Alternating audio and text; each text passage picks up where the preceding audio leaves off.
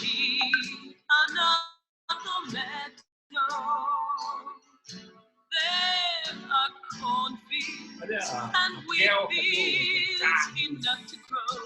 There are sunbeams and moonbeams enough to shine. Oh, listen, Lord, Gente, if you want to vocês know. conseguem pegar a letra dessa música? O que o mundo precisa hoje, né? É de amor e doce amor. É a única coisa que há em pequena quantidade. E aí, no decorrer da letra, vai falando que a gente não precisa mais de montanhas, já existe muitas montanhas e montes para serem escalados, existem muitos oceanos e rios para serem navegados, o suficiente para durar até os seus tempos. Mas o que o mundo realmente precisa é do amor, doce amor. Não apenas para alguns, mas para todos. É a única coisa que há em pequena quantidade.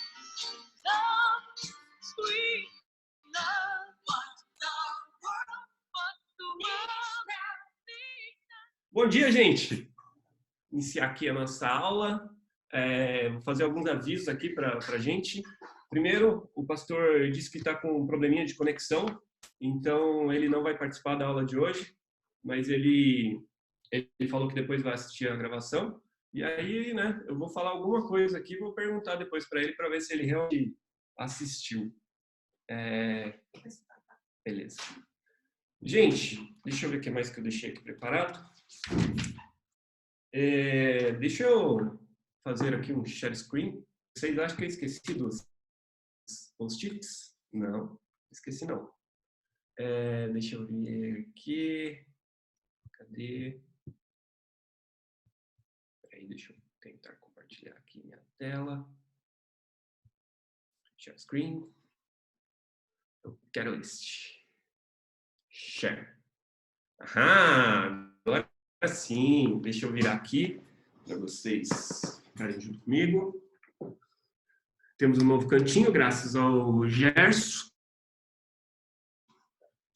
que deu um jeito aqui para nós.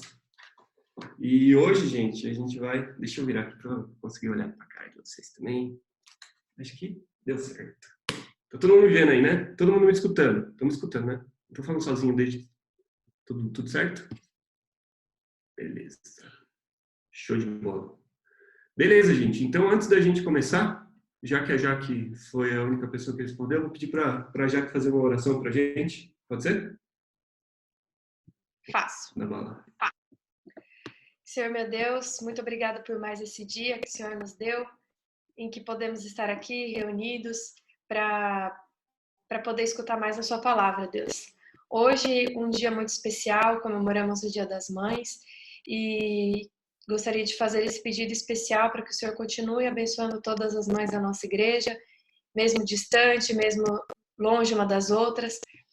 Sabemos que o Senhor tem olhado, tem cuidado e pedimos cada vez mais a sua bênção sobre a vida delas.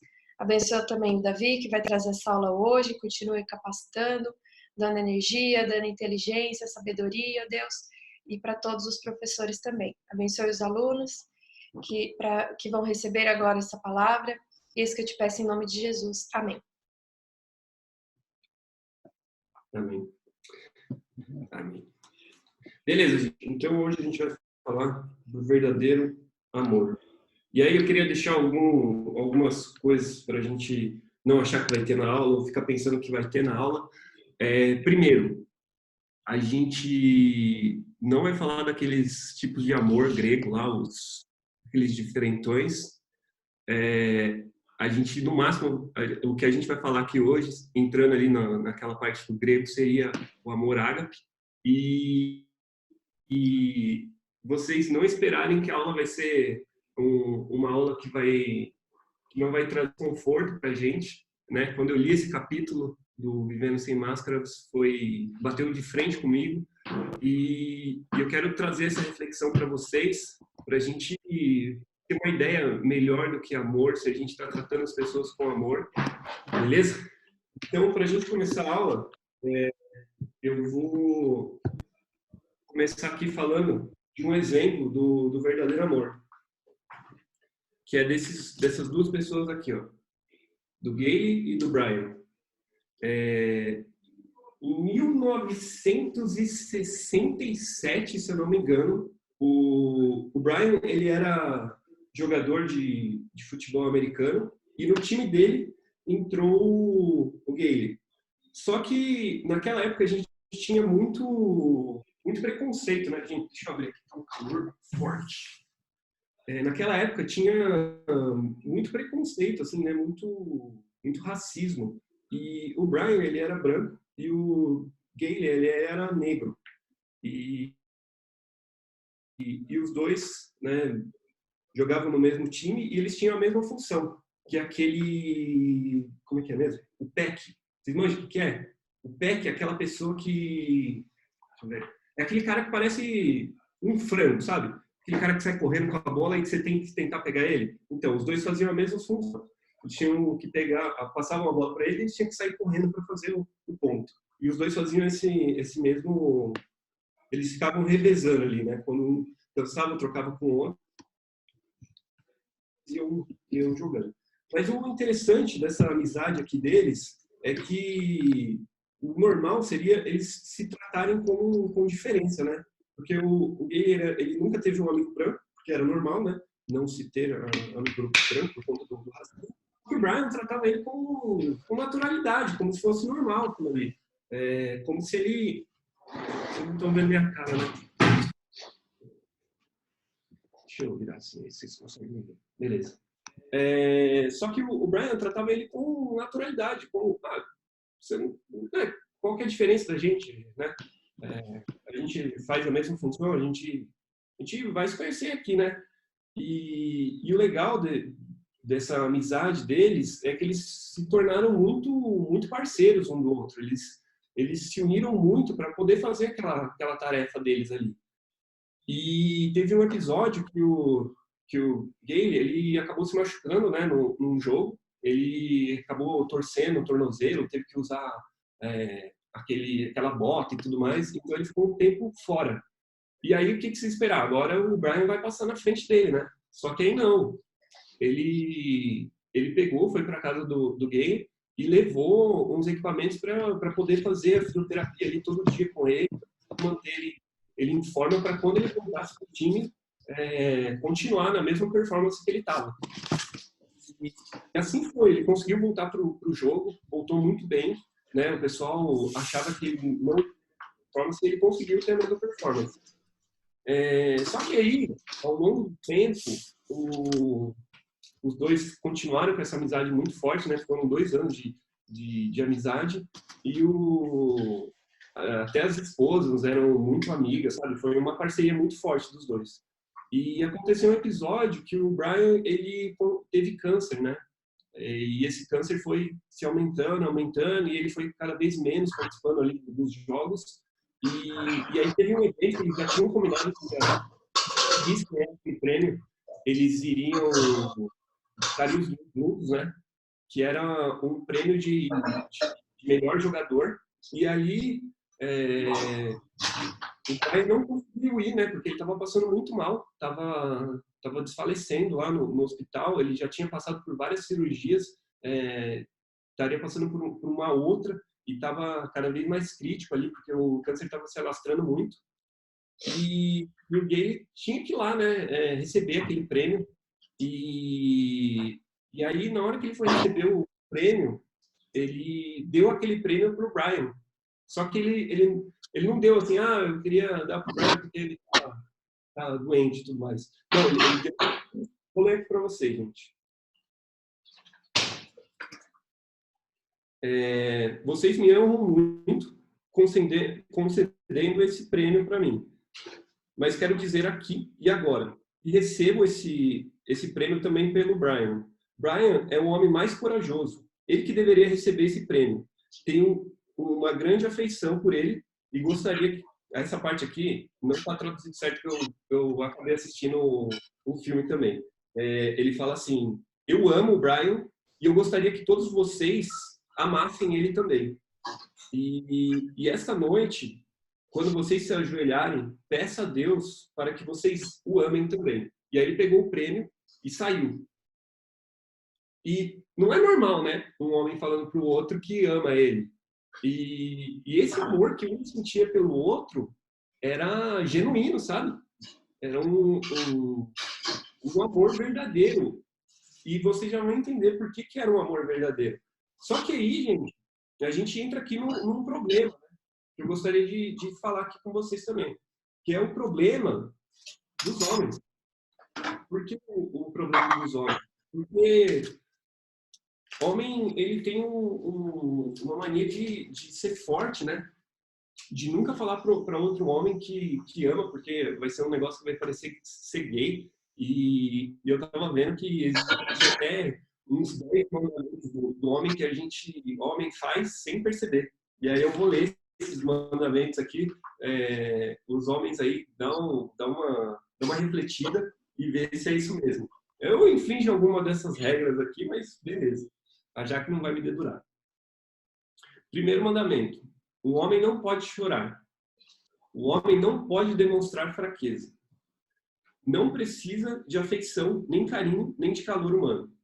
Ele pode consolar, mas nunca precisa ser consolado. Podem precisar dele, mas ele nunca precisa de ninguém. Pode tocar, mas nunca ser tocado. Será feito de aço e não de carne. Será inviolável em sua masculinidade. Deverá fazer tudo sem a ajuda dos outros. E aí a gente traz essa coisa, né, com a gente, e eu vejo que a gente tem que aprender muito com esses dois aqui, porque não tinha medo de assumir para o outro que um amava o outro, e vocês já vão entender já que tipo de amor que era esse. Beleza? E aí, gente, a gente vai entrar para uma segunda parte aqui. E eu espero que vocês reflitam um pouco sobre isso aqui. Já que eu acho que tem alguém com o microfone ligado, se você puder voltar para mim, por favor. Beleza, gente. Aí eu trago uma pergunta aqui para vocês, né? A quem você ama, né? E aí, na sua cabeça, você fala, se eu não odeio é porque eu amo, né? Aí você começa a pensar em quem que você odeia. Aí você, eu não odeio ninguém. Então eu amo todo mundo. E aí o correto da gente pensar, né, em quem a gente ama seria a quem você não trata com indiferença, né? Quem que você se preocupa, que você não é, que não é indiferente aquela pessoa para você. E aí quando a gente faz essa pergunta, aí sim a gente cai no ponto quem você realmente ama. E é um negócio muito doido, porque às vezes a gente trata as pessoas com indiferença. E isso tá ligado ao que a gente não ama. É muito louco, muito louco. Alguém quer comentar alguma coisa, gente? Eu tenho muita experiência com aula, né? Agora eu tenho 1 hora de aula, 1 hora e 15 minutos de aula. Eu já sou um professor experiente. Mas eu não vou conseguir passar tudo isso daí se vocês não compartilharem o que vocês estão pensando agora para eu poder tomar um rumo aqui para a aula para vocês. Alguém quer comentar alguma coisa?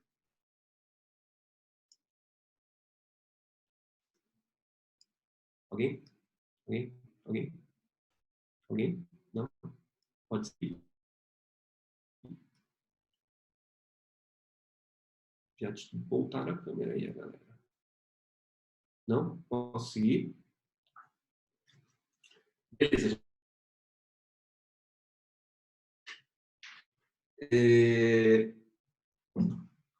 Aí, gente, depois de ter esse entendimento do que é amor, realmente, que a diferença do amor não é quem você odeia, mas sim quem você trata com indiferença. Eu queria trazer para vocês 3 armadilhas que talvez você não perceba, mas pode estar fazendo você tratar a outra pessoa com indiferença, beleza?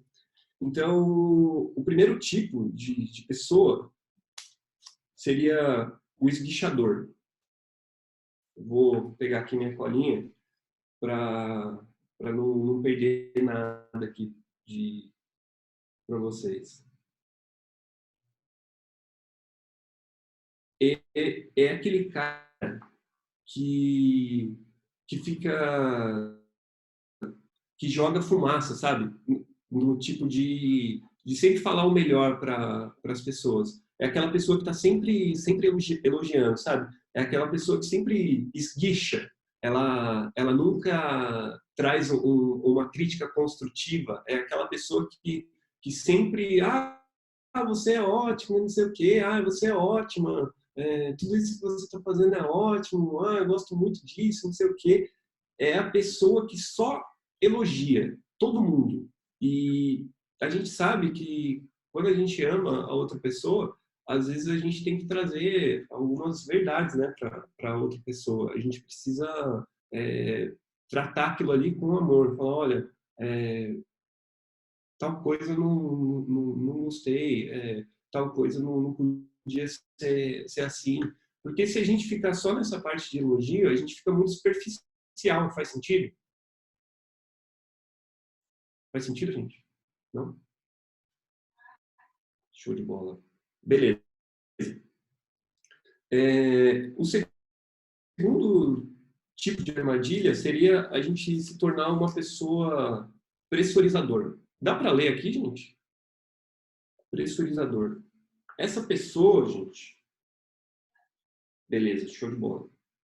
Essa pessoa é aquela pessoa que faz assim, já que eu fiz tal coisa para você, faz tal coisa por mim. Ela sempre vai trabalhando nessas condições, sabe? Já que eu fiz tal coisa, faz tal coisa. Já que eu te elogiei, me elogia de volta, sabe? É aquela pessoa que sempre está esperando alguma coisa de volta. Beleza? Então, toma cuidado para não ser uma pessoa pressurizadora. E o terceiro tipo aqui, deixa eu ver se eu esqueci alguma coisa aqui, gente.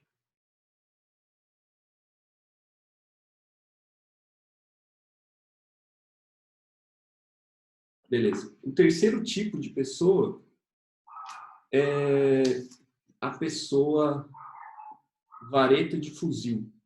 Você sabe o que é aquela pessoa vareta de fuzil? Tem a vareta de fuzil é aquela que soca as coisas, sabe? De goela abaixo. Você tem que empurrar a pólvora aqui para dentro. Então, é a vareta de fuzil. E o que essa vareta de fuzil ela faz? É aquela pessoa que só tem um sentido dela, sabe? Que ela só sabe empurrar as coisas de goela abaixo. É aquela pessoa que fala... deixa eu ver um exemplo aqui.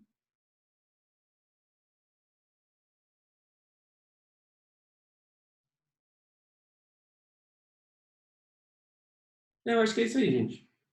Alguém tem um exemplo aí de uma pessoa vareta de fuzil?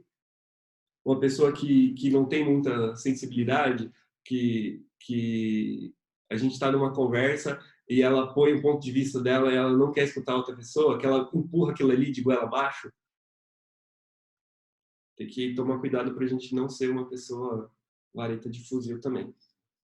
Beleza? A aula está andando bem rápido aqui, gente. Então, toma cuidado que já eu consigo passar tudo para vocês, se vocês não trazerem nenhuma coisa aí. Mas a próxima parte aí da nossa aula a gente já viu que não é um amor, né? Que é a gente tratar a pessoa com indiferença, que é a gente ser uma pessoa pressurizadora, uma pessoa vareta de fuzil, uma pessoa esguichadora que só joga as coisas boas. Mas aí, nessa parte da aula, eu queria trazer para vocês uma análise do que é o verdadeiro amor. E não tem como a gente fazer isso sem a gente olhar para Coríntios 13. E aí eu queria que alguém abrisse aí e lesse do primeiro verso até o quarto. Coríntios 13, de 1 a 4. Alguém pode ler aí pra gente?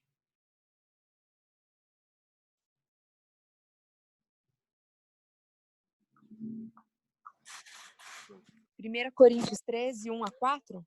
Exatamente. Ainda que eu falasse a língua dos homens e dos anjos e não tivesse caridade, seria como um metal que soa ou como um sino que tine. E ainda que tivesse o dom de profecia e conhecesse todos os mistérios e todas as ciências, e ainda que tivesse toda a fé, de maneira tal que transportasse os montes e não tivesse caridade, nada seria. E ainda que distribuísse todas as minhas fortunas para sustento dos pobres, e ainda que entregasse o meu corpo para ser queimado, e não tivesse caridade, nada disso me aproveitaria. A caridade é sofredora, é benigna, a caridade não é invejosa, a caridade não trata com leviandade, não se ensoberbece. Deu? De 1 a 4? 1 a 4. Show. Show de bola. Vocês conseguem ver nesse trecho de 1 a 4 que o amor, deixa eu dobrar aqui, ele não é opcional, ele é essencial. E aí o autor aqui do livro, ele fez ele transcreveu, né, essa primeira parte aí de 1 a 4, e eu vou ler aqui para vocês terem uma visão um pouco mais contemporânea de como ficaria essa tradução do grego. Se eu tivesse a habilidade de expressar numa língua brilhante e penetrante, ou se eu soubesse emitir sons que apenas os anjos compreendem, ou possuir o dom de profecia tão poderoso que conheça todo o futuro, que eu saiba de tudo, sobre todas as coisas, ou se eu possuir uma fé tão forte que eu consiga remover montanhas, se eu tiver um espírito sacrificial e entregue a todos os meus bens para serem dados aos pobres, ou mesmo se participar de um supremo ato de benigração e morra numa câmara de gás por causa do evangelho, mas se eu não tiver o amor, que é o elemento essencial, então tudo o que eu falar soará como o som calvo de uma bacia de cobre, e o meu conhecimento e fé não adiantarão em nada. Minha caridade e morte não terão nenhum lucro. Vocês conseguem ver que não faz sentido se não tiver o amor, não é uma coisa que é opcional, né? Ela é essencial para a nossa vida. Consegue ver isso? Beleza. O segundo ponto que dá para a gente tirar aí do... Opa! É que o amor, ele não é uma inclinação, ele é uma demonstração. Nessa parte, dá para a gente ver como o amor ele não é você se inclinar, é você demonstrar. E aí, para eu mostrar isso aí para vocês, eu vou contar uma história que, na verdade, foi como é que é? Foi um processo que aconteceu no estado de Massachusetts. E não pode rir quem joga Uno aí e faz o campeonato. O que aconteceu nesse processo aí que eles tiveram?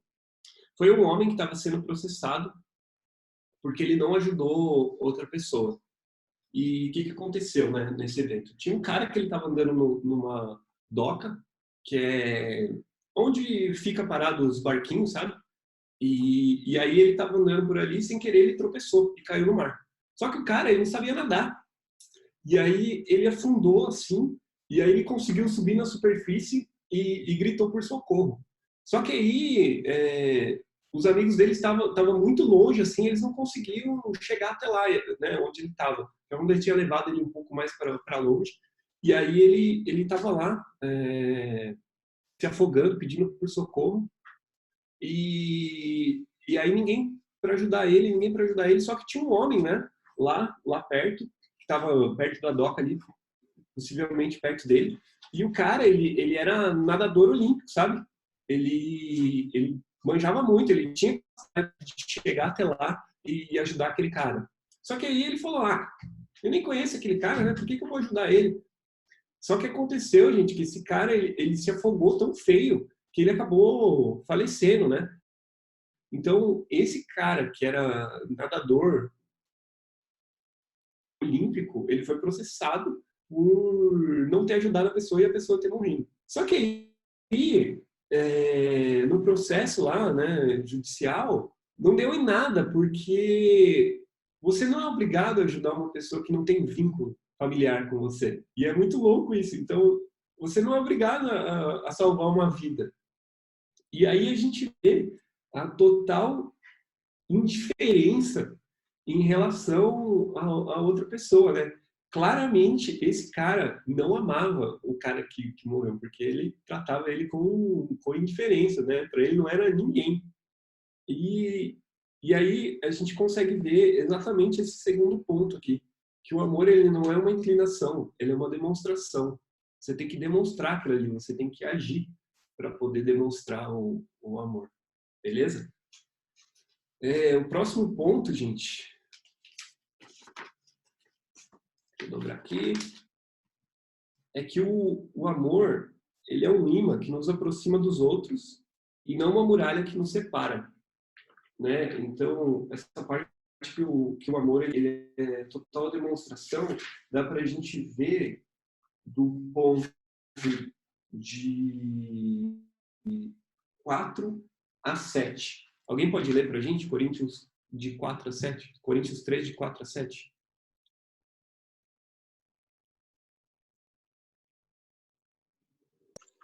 É Coríntios 13, de 4 a 7? Exatamente.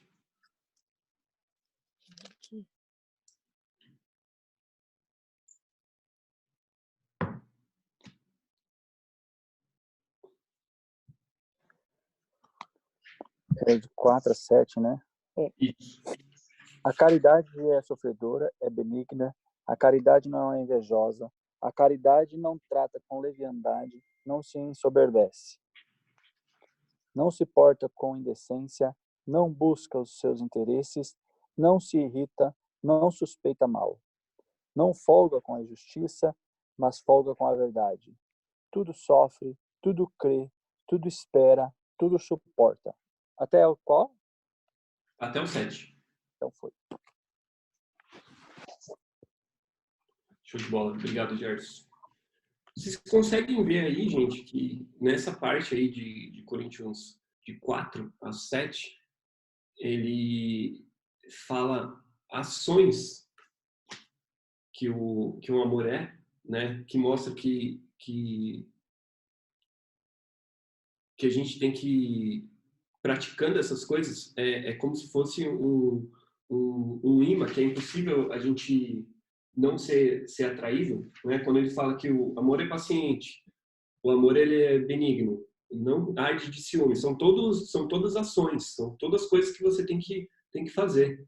Não ufa, nem é arrogante, não conduz inconvenientemente, não procura os próprios interesses, não se exaspera, não ressalta o mal, não se alegra com injustiça, não regozija com a verdade, tudo sofre, tudo crê, tudo espera, tudo suporta, e ele jamais acabará.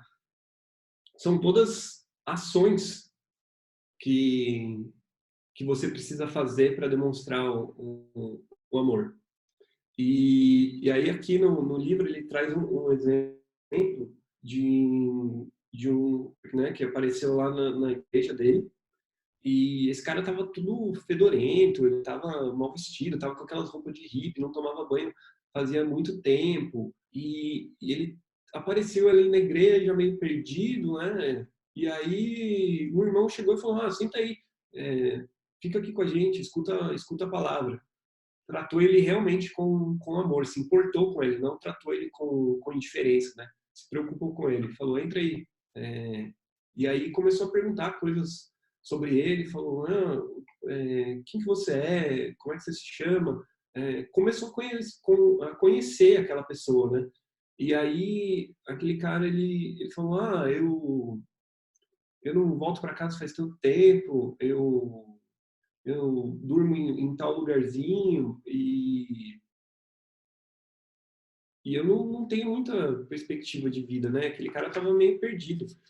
E aí aquele irmão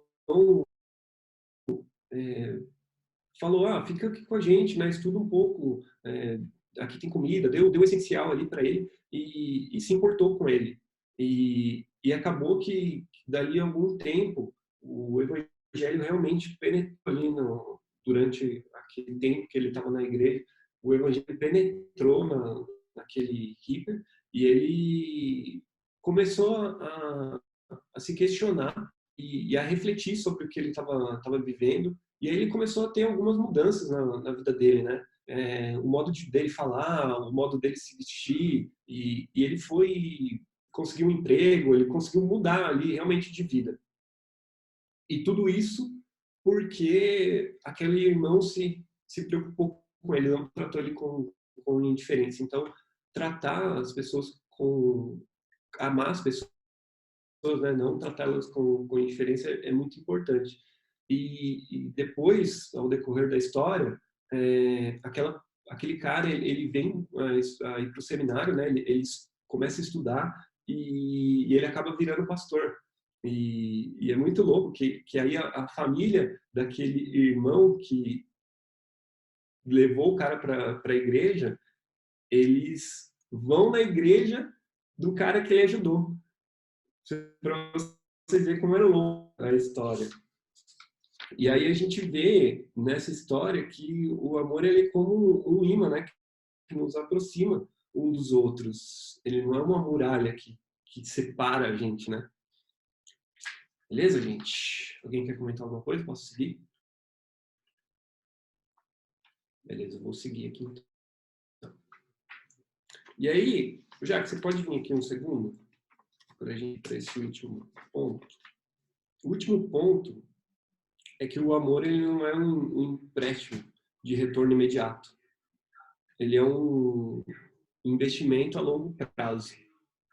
E aí, para a gente ver isso daí, eu queria que a Jaque lesse uma carta que foi escrita uma mulher para um pastor, e onde dá para a gente ter uma análise disso daí, que o amor ele é um investimento a longo prazo.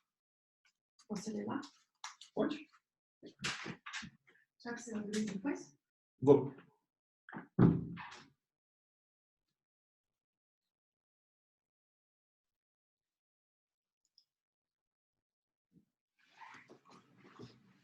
Eu achei que o Davi ia fazer uma declaração de amor para Jaque agora.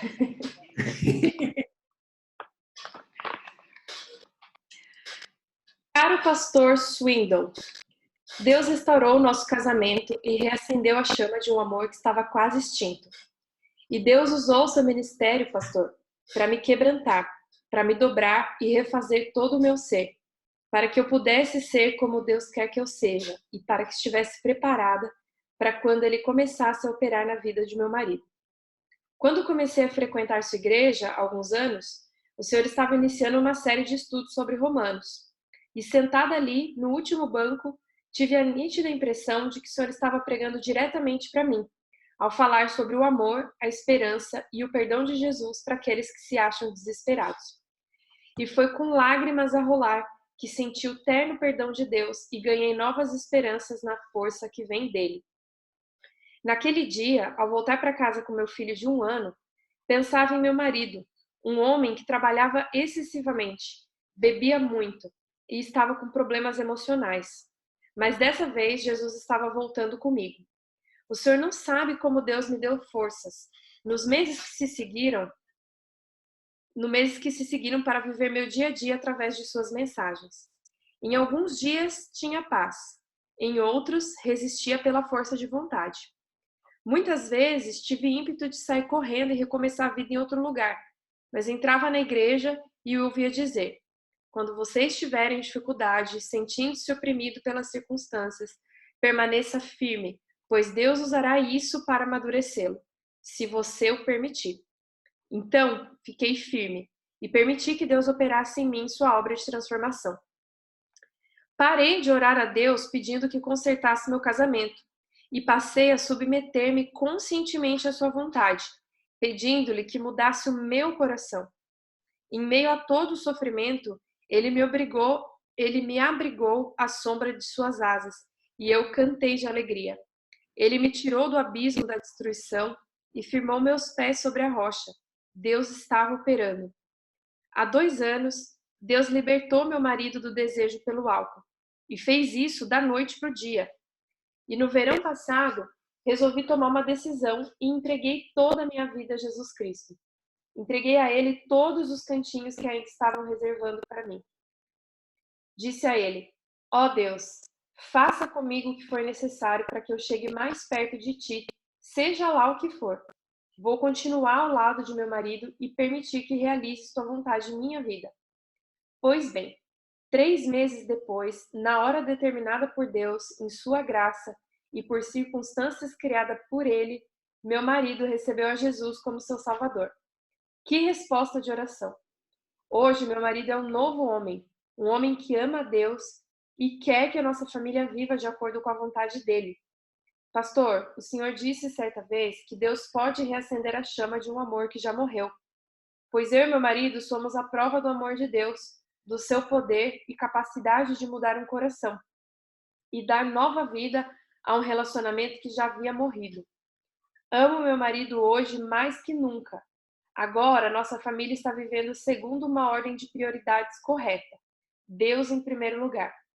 Deus é tão fiel e operou tão maravilhosamente em nosso lar que restaurou os anos que tinham sido devorados pela locusta.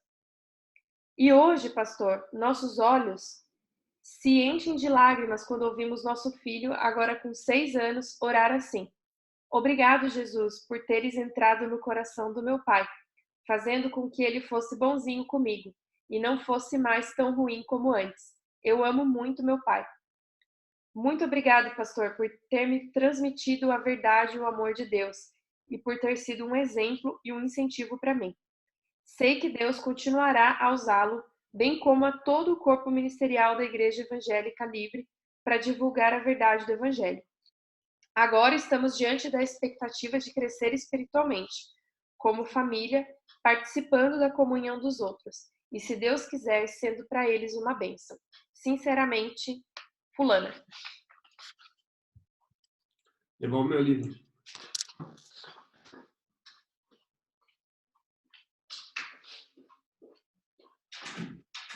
Mais amor com essas palavras. Obrigado, meu amor. Beleza, gente. Vocês conseguem ver quanto investimento que foi preciso para ter esse amor restaurado? Não é de uma hora para outra, né? É a longo prazo, é com pequenas ações, é de pouquinho em pouquinho, é com a força de Deus que a gente consegue chegar lá.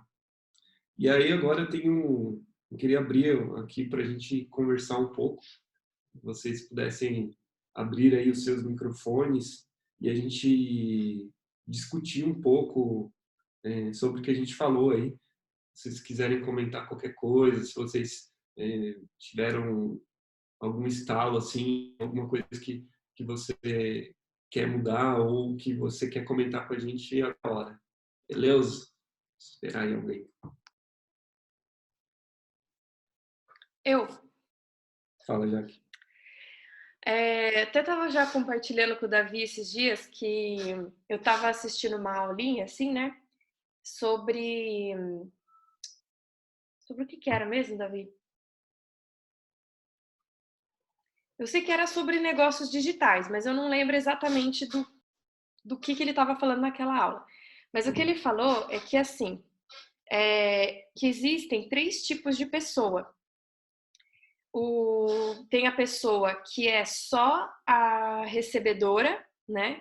Então, é aquele tipo de pessoa, e ele estava falando que é o tipo de cliente que a gente não quer ter, porque é um tipo de pessoa que só quer receber.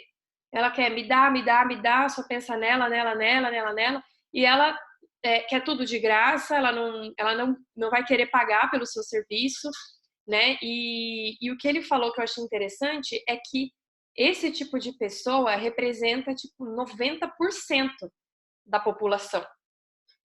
E é até por isso que muita gente também não prospera financeiramente, porque muita gente não evolui, não cresce, porque ela só fica nessa postura de receber, e ela nunca quer nem pelo menos dar em troca, sabe? Ela quer sempre estar na postura de vantagem.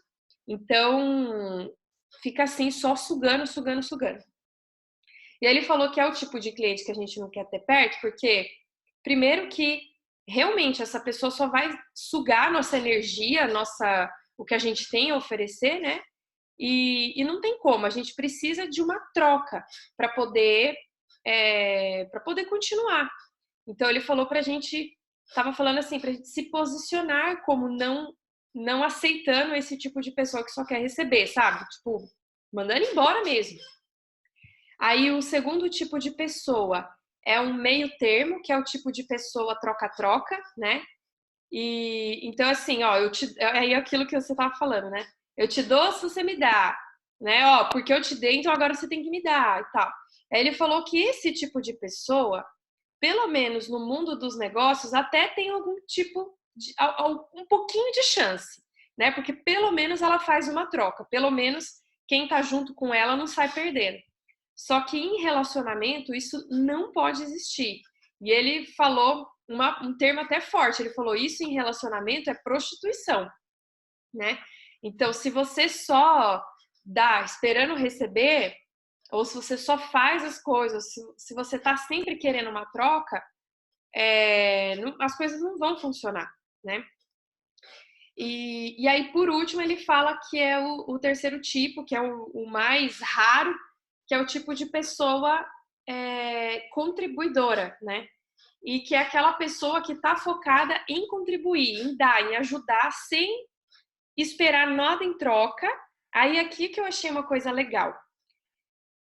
Ser uma pessoa contribuidora, que não espera nada em troca, porém que se posiciona para que não seja sugada, sabe? Que se posiciona para que as pessoas não se aproveitem dela, né? E como que eu vejo que isso poderia ser aplicado assim em relacionamentos? É você realmente dar sem esperar, você se doar inteira, ajudar e tal, mas assim, não deixar, saber impor limites, sabe? Não deixar a pessoa te sugar, não deixar a pessoa se aproveitar de você, mas não em tom de cobrança, é em tom de posicionamento mesmo, de autorrespeito, né? Para que a pessoa não só te sugue, e para que também, pelo menos, espante aquela pessoa que não quer nada com nada, né? E eu acho que também a gente tem que, como cristãos, incentivar as pessoas a serem mais contribuidoras, né? Então, não só nessa questão do posicionamento, mas é para realmente mostrar isso, que Jesus fez isso por nós, né? Jesus, ele se doou, se entregou inteiramente, o maior tipo de sacrifício que pode existir nesse universo ele fez, e ele é um exemplo disso, ele não faz esperando em troca, né? Ele fez e tá feito. Mas só que para a gente ser salvo, a gente tem que reconhecer, né? A gente tem que aceitar esse sacrifício, tem que perceber isso. Então, era essa contribuição que eu queria deixar e que a gente não leve, como eu vi lá na aula, não leve isso só para relacionamento na igreja, relacionamento em casa, mas tipo na vida mesmo, né? No nosso trabalho, no nosso negócio, com os nossos amigos, família, em tudo. Em tudo a gente possa fazer isso. Legal, bacana. Mais alguém aí, gente?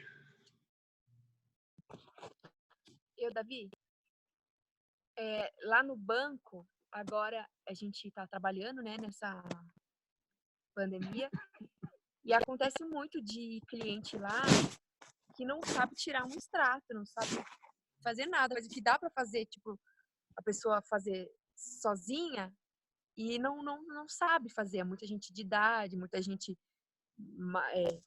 mais assim limitada. E daí o povo vai tudo lá com a gente para fazer, né? E dá uma raiva, porque você olha, aí, gente folgada, dá para fazer sozinho e vem aqui encher o saco, botar a gente em risco, eles em risco, demorar mais, ficar mais tempo na fila. E daí lá a gente fala muito sobre você ter. Não é simpatia que fala. Como é que fala, Gerson, essa palavra? Empatia? Não. Empatia. Então você tem empatia. Aí sempre fala assim, Julie, imagina se fosse sua avó aqui. Como que você faria? E pra gente, assim, realmente dar o melhor atendimento e ver tudo que a pessoa tá precisando, se tá com dúvida, tá com dificuldade, porque tá mesmo, ainda entra na situação que tá assustado, tá com medo, pra gente fazer o melhor atendimento e rápido ainda pra pessoa ir embora, né? Então isso tá sendo um momento, assim, de bem testar mesmo a minha empatia com os clientes, que eu já não tenho muita paciência com quem é folgado, assim. E daí você tem que ir lá fazer tudo com mais calma, fazer. Agora a gente tem que fazer coisa que antes a gente nem podia fazer, tipo, tirar extrato, olhar saldo de cliente, a gente não era autorizado. Agora a gente está tendo que fazer isso, pondo também a gente em risco para atender o que a pessoa precisa, né? Aí eu não sei se isso entra como amor, mas entra como empatia, tratar. Porque assim, se fosse realmente, se fosse a minha avó indo lá, nossa, eu ia fazer tudo do melhor, né? Mas é porque tem aquela coisa do sentimento de ser alguém da sua família, né? Sim.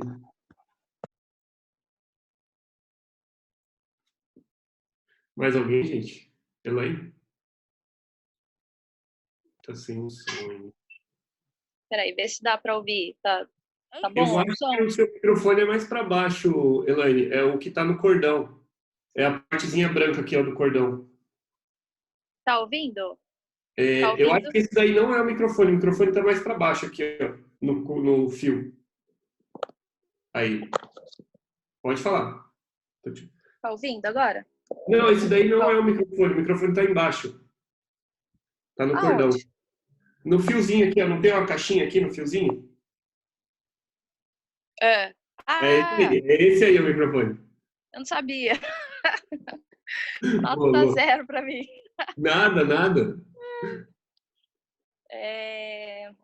Bom, essa aula foi muito joia hoje, no sentido de que hoje é Dia das Mães, né? Sim. E aí você tá falando de amor e eu tava pensando muitas coisas sobre isso. Porque o amor de mãe é incondicional, né?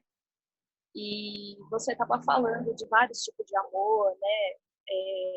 E passa muita coisa na nossa cabeça. Ontem eu assisti um filme no Netflix, é um desenho, né? Mas eu fiquei pensando sobre a mensagem desse filme, o que ele queria passar, na verdade, né? É uma família, o pai e a mãe, eles tinham os filhos, mas eles não davam amor aos filhos. E os filhos chegaram um momento que eles queriam ser órfãos, porque eles queriam encontrar uma outra família que tivesse amor, que pudesse comer junto, sabe? E no fim, né? Para quem, desculpa, né? Eu tô até contando o filme, mas assim, eu achei interessante que no final do filme eles formam uma nova família. Eles são adotados e eles formam uma nova família. O que eu percebi? O amor é uma decisão. É o que eu acho. Se estiver errada, podem até falar depois. Mas eu acho que o amor é uma decisão. E no contexto da aula, da gente falar na nossa comunidade, na nossa igreja, no nosso círculo de amigos, o amor é uma decisão. E a gente tem que decidir amar todos os dias. E esse amor ao próximo que a Júlia estava contando no trabalho, essa é uma decisão, né? Porque Deus nos fala para amar o próximo, né? E quem é o nosso próximo? É quem convive com a gente, é quem faz parte da nossa roda de amizade, né? Porque todos nós somos diferentes, todos nós somos pessoas difíceis, umas menos e outras mais. Mas não é fácil você amar as pessoas. Você tem que decidir amá-las, independente de onde você esteja. E a sua mãe é da mesma forma, ela decidiu amar você, porque nós não somos perfeitos, né? Então é isso que eu queria comentar. Muito obrigada. Legal. Muito legal, muito legal. Mais alguém, gente?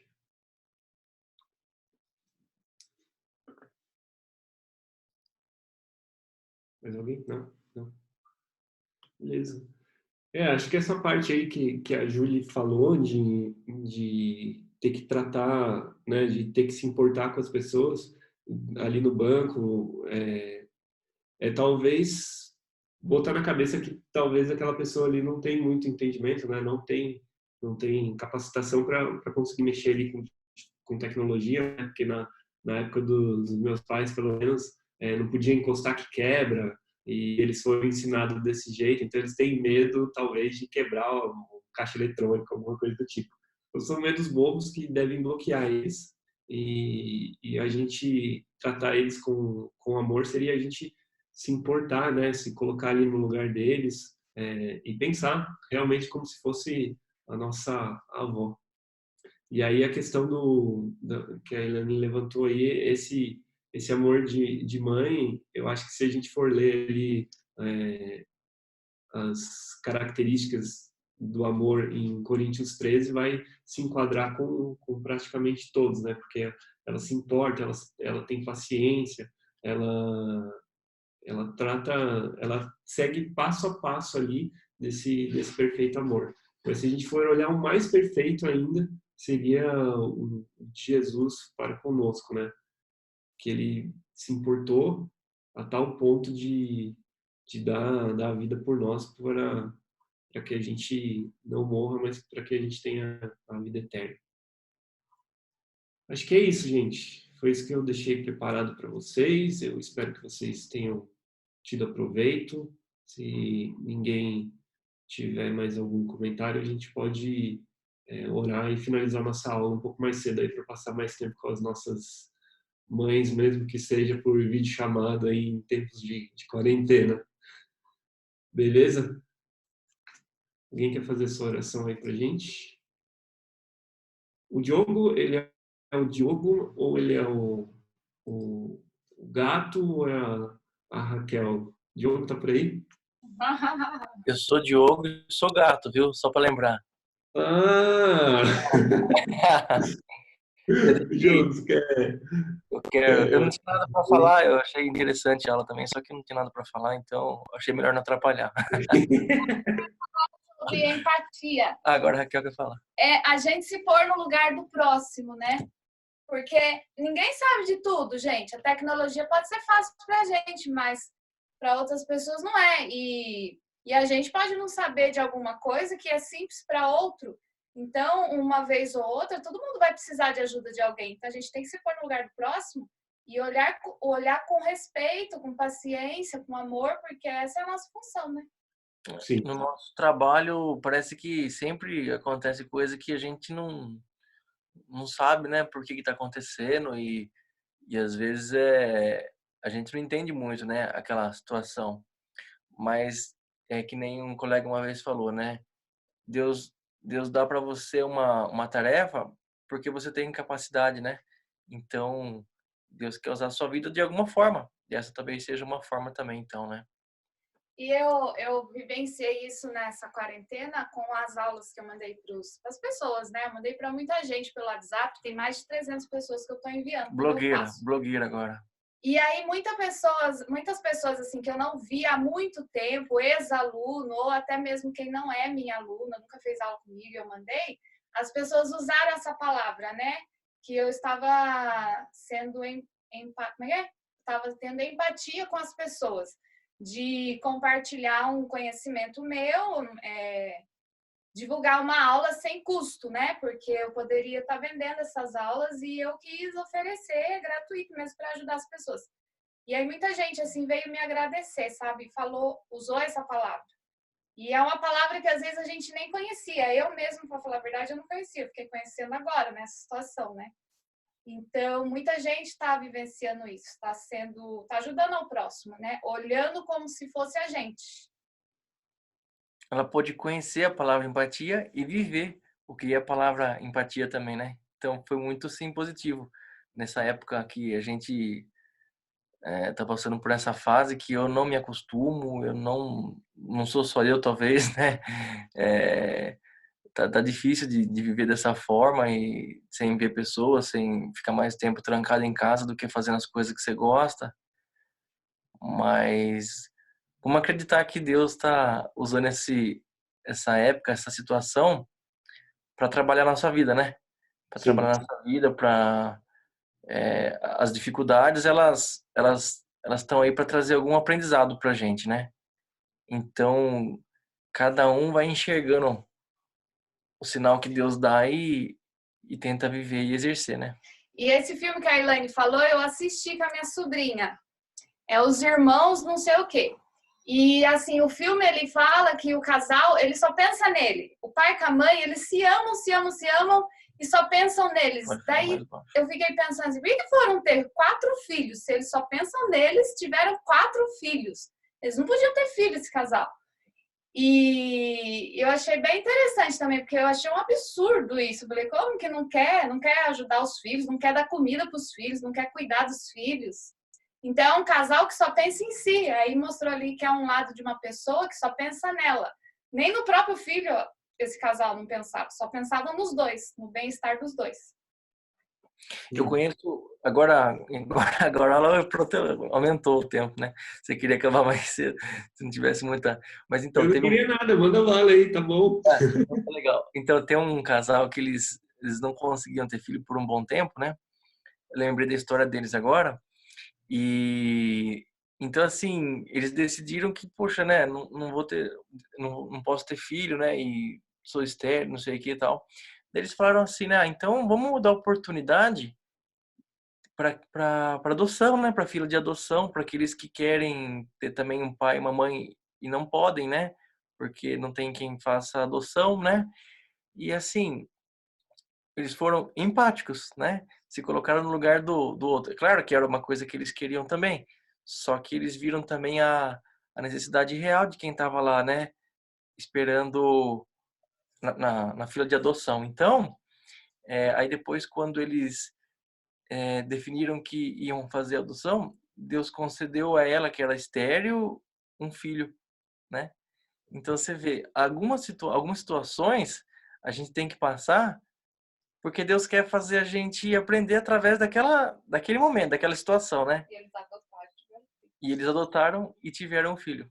Então, assim, uma história assim muito bacana e mais um lado de empatia também. Deus teve empatia para com eles também. Sim. Legal. Beleza. Então, Diogo, hora aí para a gente finalizar a nossa aulinha. Tá. A gente se vê na semana que vem com a aula da Jaque. É isso mesmo, Jaque? Do Gerson, com a aula do Gerson. Beleza? Orar, então. Deus, agradecemos porque, mais uma vez, o Senhor nos dá a oportunidade de conhecer um pouco mais da Tua Palavra, conhecer um pouco mais daquilo que é o Teu querer, aquilo que é a Tua diretriz para a nossa vida. Nos ajuda, Deus, a perceber nos mínimos detalhes aquilo que precisamos nos corrigir, nos policiar, nos aprimorar. Estamos tendo um tempo extra para fazer muitas coisas nas quais não fazíamos anteriormente. que possamos de fato sair transformados, ó Deus. Mas para que não fiquemos também de fato, ó Deus, bitolados, com as mentes cansadas, com as mentes ocupadas em preocupações, em coisas que não nos fortalecem, não nos fazem crescer. Que esse vírus não venha fazer parte da nossa vida, da nossa igreja, das nossas famílias, ó Deus, mas que o Senhor venha fazer parte da nossa vida com uma força maior, com aquela que já existia anteriormente, ó Pai. Nos abençoa, nos guarde, fortalece nossos corações, nos dá coragem para encarar as dificuldades no dia a dia. É o que nós pedimos e agradecemos em nome de Jesus. Amém. Amém. Beleza, gente. Obrigado pela participação de todo mundo aí. E não se esqueçam que hoje nós temos a live do nosso culto, às 7 horas. Eu vou colocar o link lá no nosso Instagram. E eu acho que o pastor também já colocou no grupo da igreja. Beleza? Feliz Dia das Mães para todas as mamães. E até mais. Valeu, gente.